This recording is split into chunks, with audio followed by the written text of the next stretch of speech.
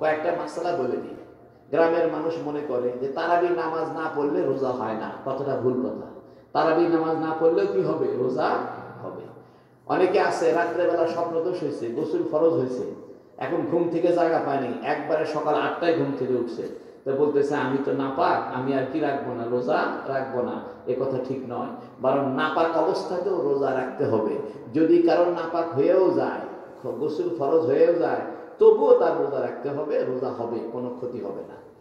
আরেকটা কথা, অনেকে মনে করে সেহরি খাইতে পারিনি রোজা হবে না।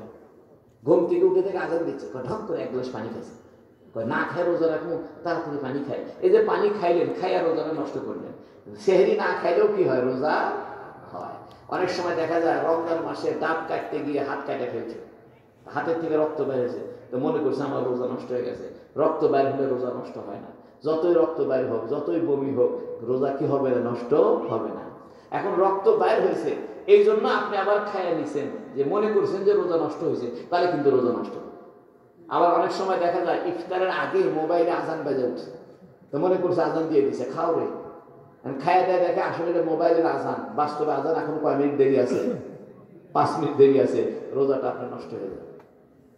আবার অনেক সময় দেখা যায় স্লো হয়ে গেছে, ওই মনে করছে সেহরির টাইম এখনো আসি, সমানে ভাত খাচ্ছে, বাস্তবে দেখলো যে আরে আরে ঘড়ি তো আসলে এটা তাল, আসল ঘড়ি দেখে যে সেহরির টাইম কি হয়ে গেছে, পার হয়ে গেছে, রোজাটা আপনার হবে না।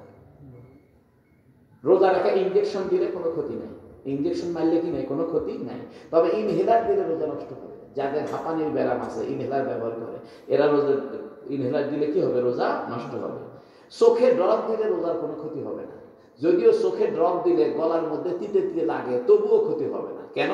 বুখারী শরীফ হাদিসের মধ্যে আছে, নবী আলাইহিস সালাম চোখে সুরমা দিতেন রোজা রেখে।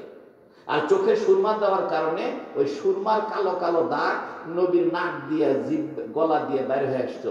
নবী রোজা অবস্থায় সুরমা দিতেন। যেহেতু নবী রোজা অবস্থায় সুরমা দিয়েছেন, অতএব আমরা রোজা অবস্থায় চোখে ড্রপ দিতে পারবো। তবে কানের মধ্যে ড্রপ দিলে রোজা ভেঙে যাবে। কানের মধ্যে ড্রপ দিলে কি হবে?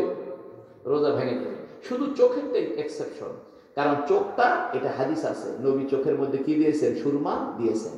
আর একটা মাসলা বলি, রমজান মাসে অনেকে মনে করেন ভুল করে ভাত খাইছে বা পানি খাইছে, এতে কোনো ক্ষতি নাই, ভুলে খাইলে কোনো ক্ষতি নাই।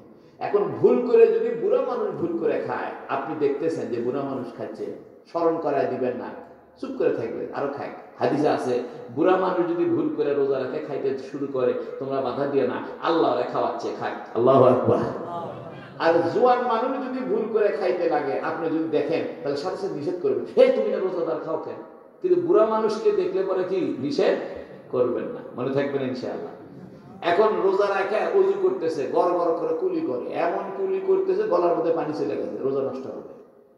হ্যাঁ, রোজার কথা স্মরণ নাই, আপনি যে রোজাদার এ কথা আপনার মনে নাই, এরপরে কুলি করতে গিয়ে গলার মধ্যে পানি গেছে, এতে রোজা ভাঙবে না।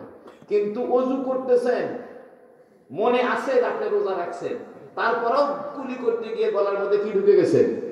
পানি ঢুকে গেছে, রোজাটা কি হবে? নষ্ট হবে। রোজা রাখা মোবাইল চালাবেন না, এতে রোজার সওয়াব কমে যায়। রোজা রাখা ক্যারামবোর্ড খেলা, আড্ডা মারা, লুডু খেলা, সারাদিন মোবাইল টেপা, এতে রোজা নষ্ট হয়। রমজান মাসে একটা আমল করলে কয় গুণ সওয়াব বেশি হবে? 70 গুণ। একবার সুবহানাল্লাহ বললে কয়বার সুবহানাল্লাহর সওয়াব? এত বড় রমজানের নিয়ামত আল্লাহ কোন নবীর উম্মতকে দেয়নি।